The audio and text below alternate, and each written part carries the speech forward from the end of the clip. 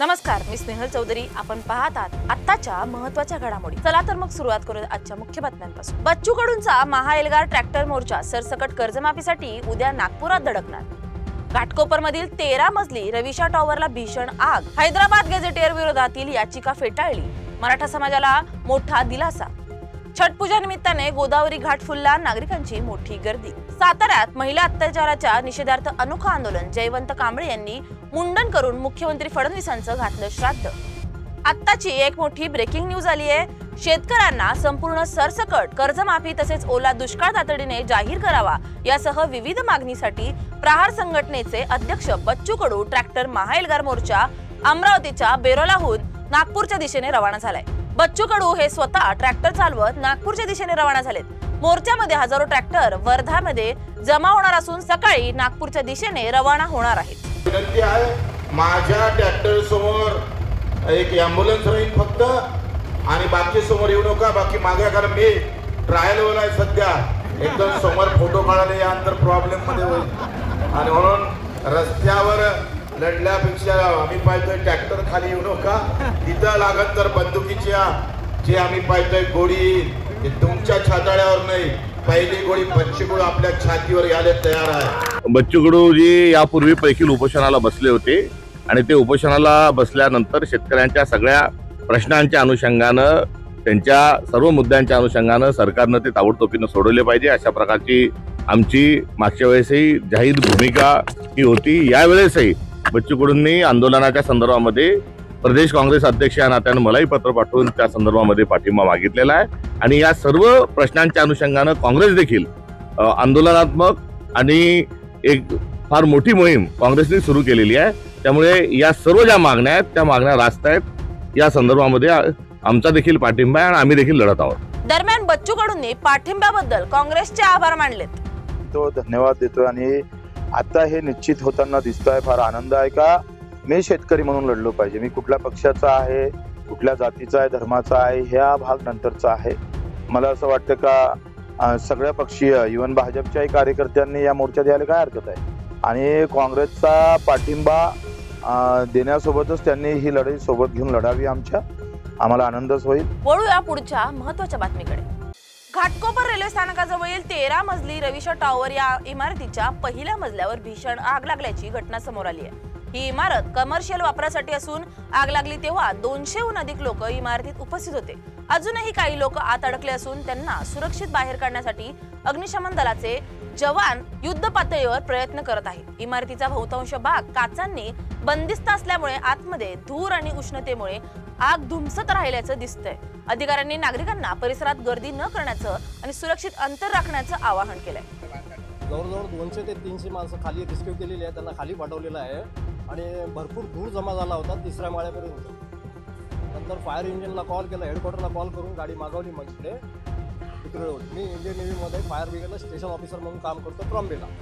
आणि आग लागली त्यावेळेस किती लोक आग लागले? बरेच कर्मचारी आज वरती अडकलेले होते. धुरामुळे त्यांना लवकर येता येत नव्हतं, परंतु त्यांना मी कशाही पद्धतीने त्यांना खाली घेऊन आलो. मी त्या लोकांना सगळ्यांना पूर्ण फ्लोअर रिकामा केला. सर, आता बातमी जालन्याची. न्याय देवतेवर आमचा विश्वास असून आमच्याच बाजूने निर्णय होणार असा विश्वास मनोज जरांगे पाटील यांनी व्यक्त केलाय. हैदराबाद गॅझेटियर विरोधातील याचिका सुप्रीम कोर्टाने फेटाळली आहे. त्यावर मनोज जरांगे पाटील यांनी प्रतिक्रिया दिली असून त्यांच्या लेकरांना जेव्हा आरक्षण मिळालं तेव्हा आम्ही याचिका दाखल केली नाही, मोर्चे काढले नाहीत. मग हे इतक्या नीच प्रवृत्तीने का वागतात? त्यामुळे मराठ्यांनी संभ्रम बाळगायचा नाही. वर्ष 6 महिन्यात सर्व मराठा ओबीसीत जाणार आहेत. मात्र सरकारने कुणबी प्रमाणपत्र देण्याचं का थांबवलंय? शिंदे समितीने नोंदी शोधायचा का थांबवलंय? याचं उत्तर मिळत नाही. त्यामुळे सरकारला मराठे पुन्हा रस्त्यावर उतरायचे आहेत का असा सवाल करत जरांगेंनी इशारा दिलाय. इतक्या नीच वृत्तीनं का वागतायत? हे मराठा समाजाच्या लेकरांना शत्रू समजायचं, मराठा समाजाच्या लेकरांचं वाटोळं व्हावं, त्यांना आरक्षण मिळू नये, इतक्या नीच वृत्तीनं का वागतायत हे समजायला तयार नाही. कारण त्यांच्या लेकराला आरक्षण मिळालं त्यावेळेस आम्ही कधी याचिका दाखल केल्या नाही कोर्टात, आम्ही कधी यांच्या विरोधात मोर्चे रास्तारोको घेतले नाहीत. इतकी नीच वृत्ती का? शेवटी मी मागेही सांगितलं होतं की सरकार ज्यावेळेस सामान्य गोरगरीब जनतेला आधार देत नाही त्यावेळेस शेवटचा आधार माननीय न्यायदेवता न्यायालय असतं. ते सगळ्यांना न्याय देतं कारण तिथं हिशोब बरोबर होतो सगळा. तसं न्यायदेवतेवरती आमचा विश्वास आहे. मराठ्यांना 100% आरक्षण मिळणार, त्याच्यात कसलंही दुमत नाही. तुम्हाला हळूहळू करून मराठवाड्यातले सगळे मराठी 2-4 महिन्यात, 6 महिन्यात, वर्षाच्या आत सगळे मराठी आरक्षणात गेलेले हैदराबादच्या गॅजेटनुसारच दिसतील. त्यामुळं मराठा समाजानं ही संभ्रम निर्माण करून घ्यायची गरज नाही. यांना कितीही पळू द्या, कोर्टात पळू द्या, कुठेही पळू द्या, न्याय मराठ्यांकडूनच होणार, सत्याकडूनच होणार. आणि आपलं सत्य 100-150 वर्षापूर्वीच्या आपल्या नोंदी आहेत. फक्त एकच बाजू आहे, मराठ्यांनी कायम एकजूट राहिलं पाहिजे. आणि सरकारलाही माझं सांगणं आहे की बाबा, मान्य न्यायदेवता न्याय देत आहे, सगळं करत आहे, आम्हालाही गोरगरिबांना न्याय देण्याच्या भूमिकेत न्याय देवत आहे. परंतु सरकारने का स्टॉप केलं आहे सगळं मला हे कळत नाही. की शिंदे समिती नोंदी शोधत नाही आहे, का स्टॉप केलं याचं उत्तर आम्हाला मिळायला तयार नाही सरकारकडून. का सरकार असं मराठ्यांशी वागतं आहे? हैदराबादचा JR काढला आहे, त्यानुसार मराठवाड्यातही नोंदी किंवा प्रमाणपत्र दिले जात नाहीत. याच्यातली तिसरी महत्त्वाची गोष्ट आहे की ज्या फायली राज्यात दाखल केलेल्या आहेत, कुणबी नोंदी सापडलेल्या आहेत, त्याचे कुणबी प्रमाणपत्र का थांबवलेत? उदाहरणार्थ एकच द्यायचं ठरलं तुम्हाला तर गंगापूरचं उदाहरण की तिथल्या फायली का थांबवल्या, नांदेडच्या का थांबवल्यात, परभणीच्या हिंगोलीच्या का थांबवल्या, बीड धाराशिवच्या का थांबवल्यात? मला हे कळत नाही असं का वागतायत. म्हणून सरकारला पुन्हा मराठी रस्त्यावरच उतरलेलेच बघायचे आहेत का? आता मराठी असे तसे नाही उतरणार, आता मागं नाही सरकणार, हे लक्षात घ्या. आमचं म्हणणं आहे शिंदे समितीला नोंदी शोधायला लावा, प्रमाणपत्र द्या. ज्या पूर्वी नोंदी शोधलेल्या आहेत त्याचे प्रमाणपत्र व्हॅलिडिटी लवकर द्या. आणि हैदराबादच्या गॅजेटियरच्या JR फडणवीस साहेबांनी तातडीनं प्रमाणपत्र मराठवाड्यातल्या सगळ्या मराठ्यांना, हैदराबादच्या गॅजेटियरच्या नोंदीच्या आधारे मराठवाड्यातला सगळा मराठा कुणबी आहे यांना कुणबी प्रमाणपत्र सरसकट सगळ्यांना मराठवाड्यातल्यांना देण्यात यावं. आणि सातारा संस्थानचं गॅजेटियर, कोल्हापूरचं गॅजेटियर, पुण्याचं गॅजेटियर आणि औंध संस्थानचं गॅजेटियरचा JR येत्या मंगळवारी उद्या तुम्ही काढा. महाराष्ट्राच्या नाशिकच्या गंगा गोदावरी घाटावर छठ पूजा निमित्ताने नागरिकांची अलोट गर्दी पाहायला मिळते.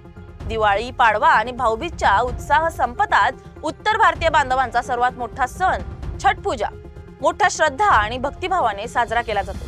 पहाटेपासूनच गंगा गोदावरी परिसरात महिलांनी आणि पुरुषांनी विधिवत पूजा अर्चा सुरू केल्यात. गंगा आणि गोदावरी नदीकाठी उभारलेल्या घाटांवर छठ मैयाची घोषणा, पूजा सामग्री आणि आरतीच्या प्रकाशाने परिसर उजळून निघालाय. स्थानिक प्रशासनाकडून सुरक्षा आणि व्यवस्था राखण्यासाठी विशेष बंदोबस्त करण्यात आला असून संपूर्ण परिसरात भक्तिभावाचं वातावरण निर्माण झालंय. राज्यात महिला मुलींवर होणाऱ्या अत्याचारांच्या वाढत्या घटनांविरोधात साताऱ्यात एक अनोखं आंदोलन करण्यात आलंय. दादासाहेब ओवाळ युवा महाराष्ट्राचे प्रदेशाध्यक्ष जयवंत कांबळे यांनी गृह खात्याच्या निष्क्रियतेविरोधात मुंडन करून निषेध नोंदवलाय. वाढत्या अत्याचारांच्या घटनांवर गृह खात्याकडून कोणतीही ठोस कारवाई होत नसल्याचा आरोप करत त्यांनी गृह राज्यमंत्री देवेंद्र फडणवीस यांचे प्रतिकात्मक श्राद्ध घालून प्रशासनाच्या निष्क्रियतेविरोधात जोरदार घोषणाबाजी केली आहे. महिलांवरील अत्याचाराच्या घटनांवर सरकारने तातडीने कठोर कारवाई करावी अशी मागणी केली आहे.